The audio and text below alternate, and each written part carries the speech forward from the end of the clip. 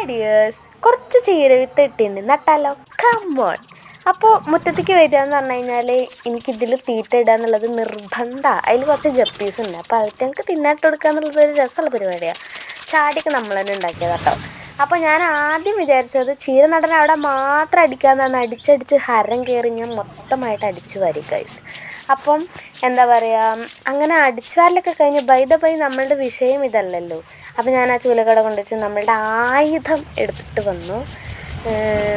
എന്താ പറയുക, മണ്ണ് മാന്തി. അത് മാത്രം നമുക്ക് ആവശ്യമുള്ളൂ. കാരണം ഓൾറെഡി 4 മണിക്ക് നടാൻ വേണ്ടിയിട്ട് നമ്മൾ സെറ്റ് ചെയ്ത് മണ്ണിട്ട് ഉയർത്തി വെച്ചിട്ടുള്ളൊരു തറയാണ്. അപ്പം ഞാനത് ഈ പ്രഹസനം മാത്രമല്ല, വലിയ പണിയൊന്നുമില്ല. അത് ജസ്റ്റ് ഒന്ന് ഇതാക്കിയിട്ട് വെള്ളം ഒഴിച്ച് സെറ്റ് ചെയ്ത് വെക്കണം.